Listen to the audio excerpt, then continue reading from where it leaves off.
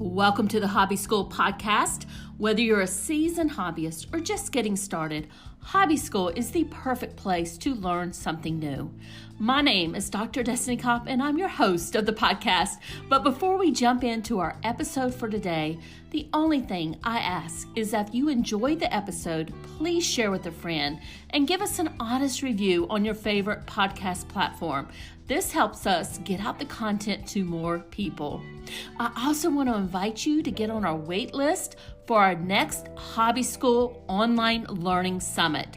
These are free to attend, and you can find the link to join at hobbyschool.com, which is also in our podcast show notes. Now sit back, relax, and enjoy the episode. Hey there, Destiny here, and today I want to talk to you about how to turn your hobby into a workshop. So if you have ever thought about taking your passion to really that next level and teaching others what you know, you are in the right place. This podcast episode is going to be all about turning your hobby into an awesome workshop or class. So I'm going to walk you through everything about figuring out if you are ready to teach what you know, to marketing your class like a pro. If you're ready, let's dive right in. Now, the first thing that I want to kind of walk you through, and it's going to take a little bit of self-assessment.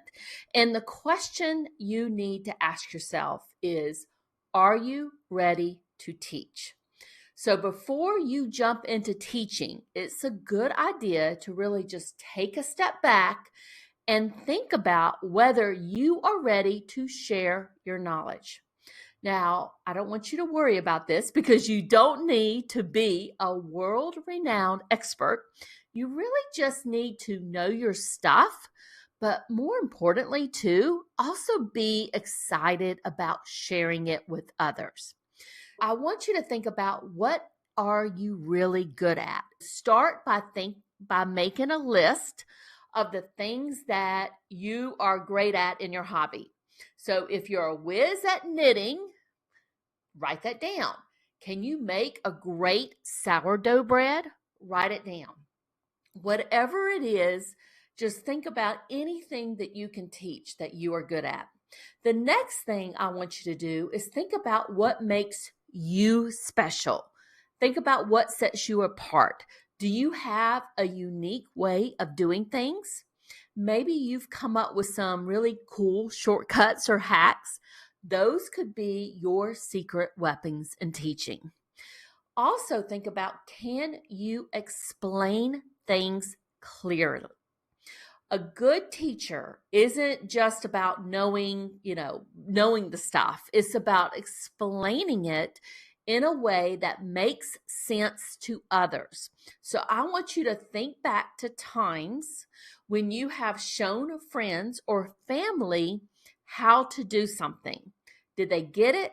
Did they understand it? Were you clear in your instructions? If so, then you are a perfect teacher. The other thing I would ask you is, are you okay with kind of speaking in front of other people? It might be speaking, behind a computer screen, right? You might be recording your presentation. You might be speaking in front of a small group. And even if it kind of, makes you panic a little bit, if the thought of speaking in front of a group really just makes you nervous, you don't have to be a pro public speaker to teach. If you're a little bit shy like me, you can start with small groups or even one-on-one sessions to build your confidence. The other thing I would ask you is, what is your patience level? When you're a teacher, that often involves working with beginners who might struggle with things that seem probably pretty simple to you because you're the expert. If you are okay with explaining things either multiple times or maybe in different ways, then I would say you would be a great teacher because patience is key when you're teaching. Then the next thing I would ask you is I want you to think about who are your future students. Knowing who you want to teach is super important.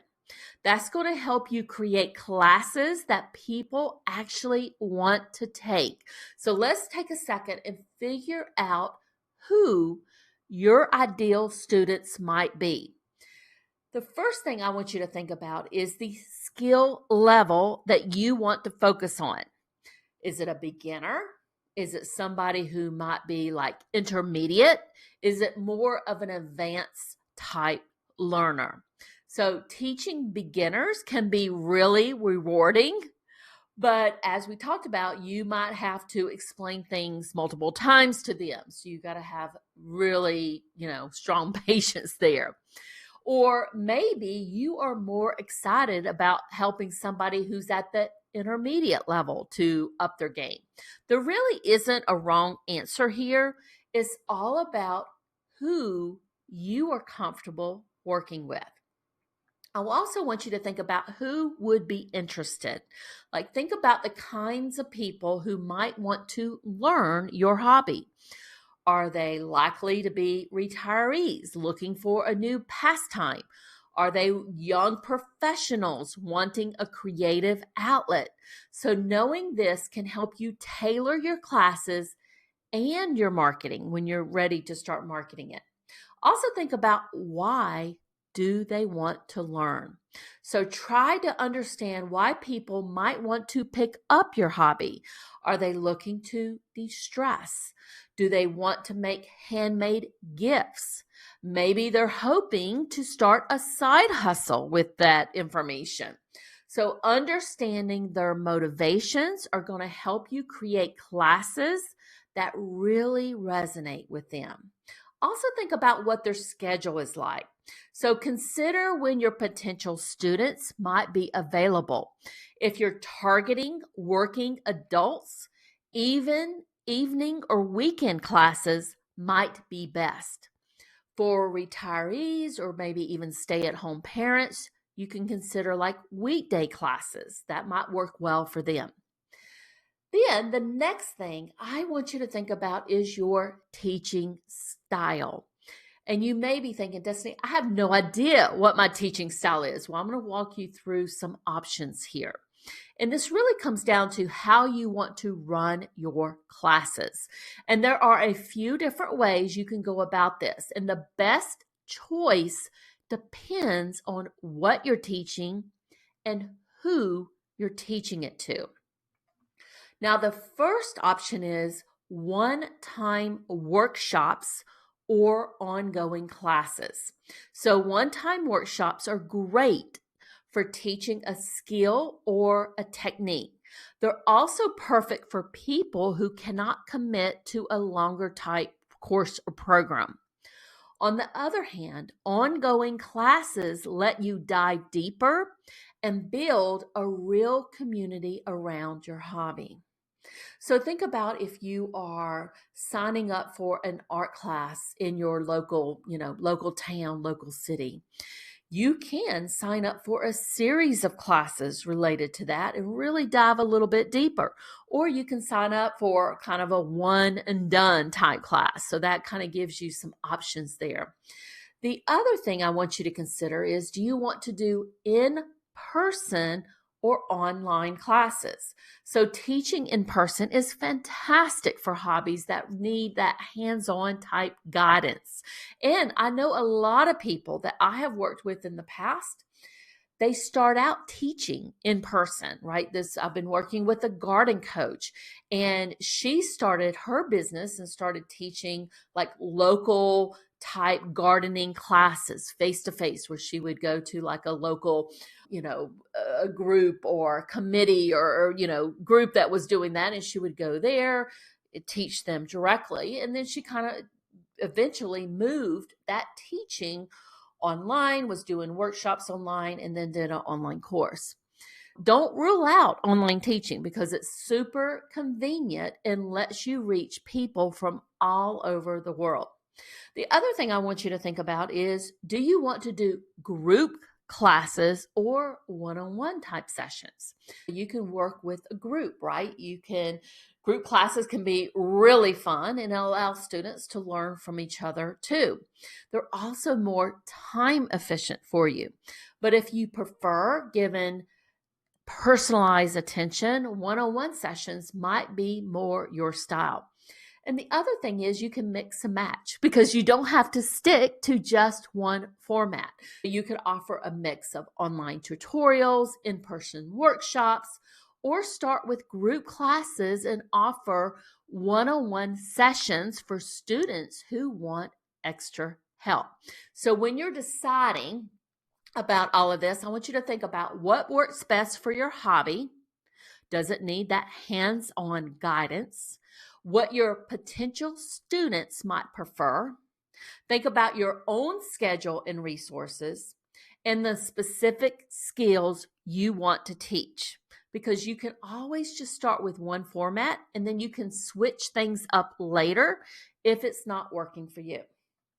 All right, now we're going to move into the fun part, and that is planning what you're going to teach. And this is where you get to break down your hobby into lessons that'll take your students from, I have no idea what I'm doing, to look what I made. Okay, so first of all, you're going to break it down. So you're going to start by listing all of the skills that make up your hobby. For example, if you're teaching painting, you might have things like color mixing, brush techniques, composition, and so on. So you're going to group these into categories that make sense. And then you're going to put them in order. So you're going to arrange your topics in a way that makes sense for your students. Usually, you're going to want to start with the basics, and then you're going to work up to the more advanced stuff. So think about what skills build on each other here.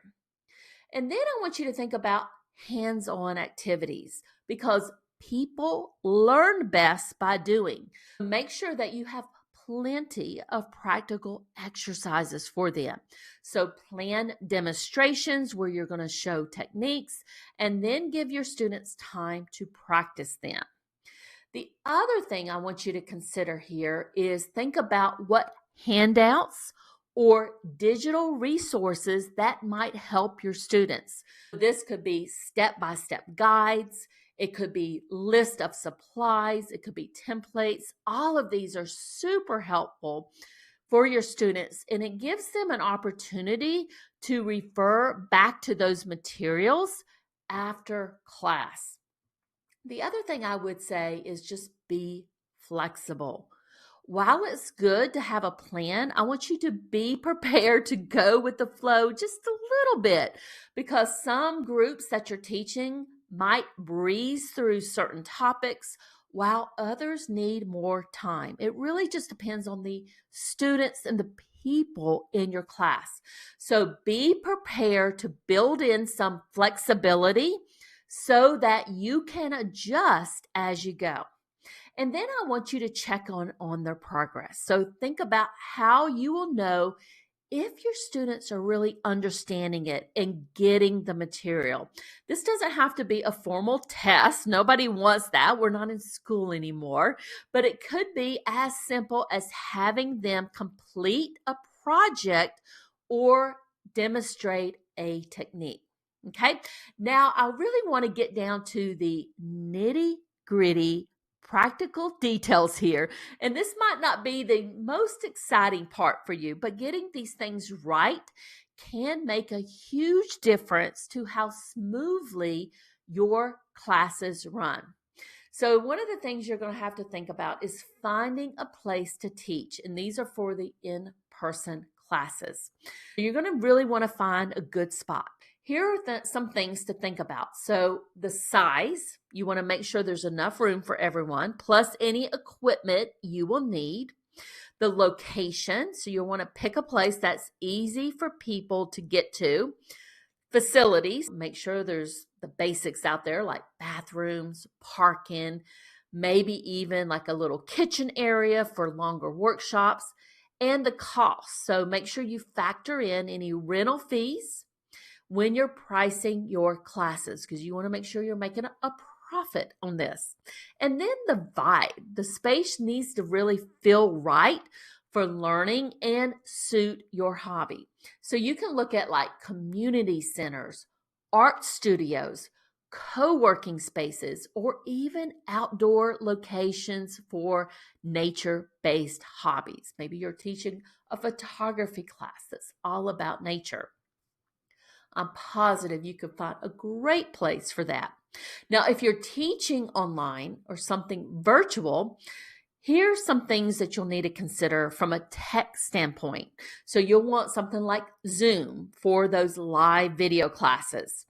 And then if you want to do some type of pre-recorded lessons, you might even need like a course platform for that. So there's a lot of options out there for that.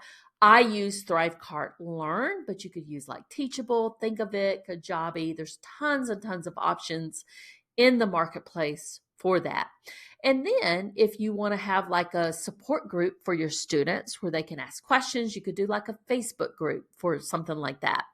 So just make sure that you are comfortable with whatever tech that you choose, and then have a backup plan in case of tech issues, because we always know that those can happen. And then think about how many students and how long. And this really depends on what you're teaching and how you want to teach it. So for hands-on stuff, smaller groups like 6 to 12 students often work best.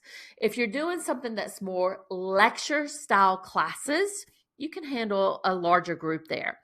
But then think about offering like a mix of workshops. You could do like 2 to 3 hours or longer, or more in-depth type courses. Now let's talk about pricing, because pricing can be a little tricky. You want to make sure that it's worth your time, but also on the flip side, make sure that it's affordable for your students. So think about your time, including any prep for the class and follow-up. Any cost for materials, or if you're having to rent the space, make sure that that is bundled in there too, and you're accounting for that. And then the value that you're providing, because your knowledge is worth a good amount of money. Also look at what is out there in the marketplace. What are similar classes in your area? What do they cost? And then what your target students can afford. The key thing here is I don't want you to sell yourself short, but be also realistic about what people can and will pay. And then I want you to think about what supplies you will need. So make a list of everything you need to run your class smoothly. This might be any teaching tools like a whiteboard or projector, materials for the students to use, or have them bring the materials and make sure that you're very clear with them about what they need to do there. Any safety gear if you need that for your program. And then the tech stuff for the online teaching, maybe a good camera, computers, microphone, lighting. And then decide if you're going to provide all the materials or if the students should bring their own. So if you're going to bring the materials for them, make sure that you factor that into your pricing. Now I want to talk about getting the word out. So you have your classes planned. We've kind of walked through what you're going to be teaching, where you might be teaching it, all of the lesson material. Now you need to let people know about them. And here are some ideas to get the word out. You can use social media, so platforms like Facebook, Instagram, Pinterest, all of those are really great for showcasing your work and promoting your classes. You can share some behind the scenes stuff. Here's what I'm doing. You can highlight student success stories. If you've been working with anybody and have that, you can share some teasers of what people will learn. There's a lot you can do with social media. You can also set up a very simple website or landing pages. So have a place where people can go to learn about your classes and sign up for them.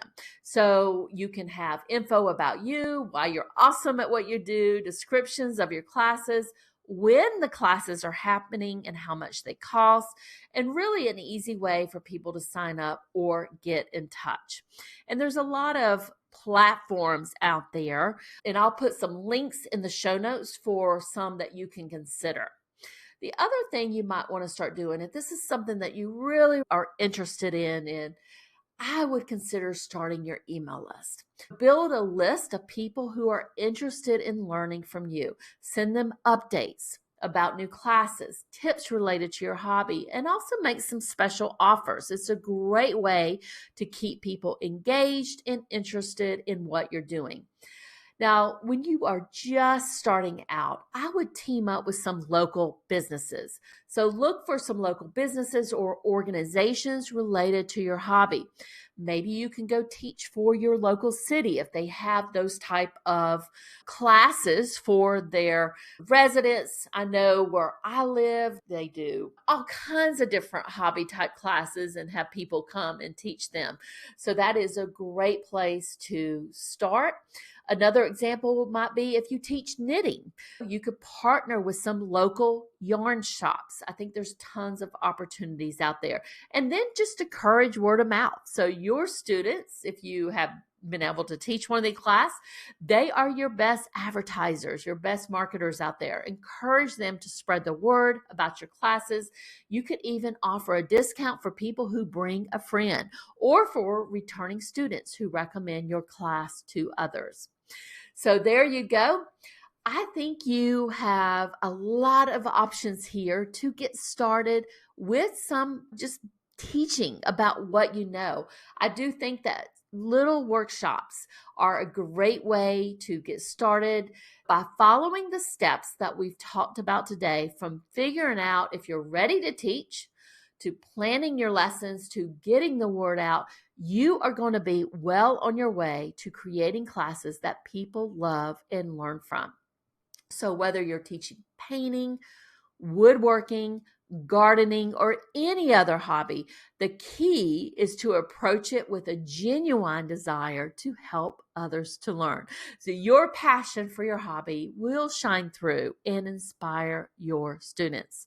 So my action item for you today is, why not just give it a shot? Start planning your first workshop. Reach out to potential students. Maybe it's just people in your neighborhood, and take that exciting first step to teaching your hobby.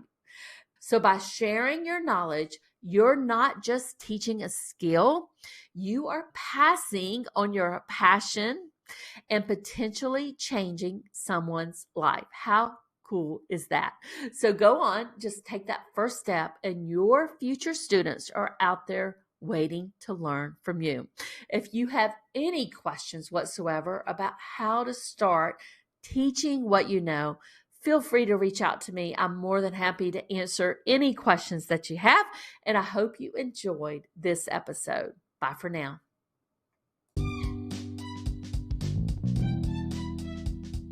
Thank you so much for listening today. Don't forget to sign up for the waitlist so you'll be the first to know when our next free Hobby School online learning summit launches. The link is in the show notes for this episode, or you can go to hobbyschool.com, and that's Hobby School with school without an H in it. Talk soon.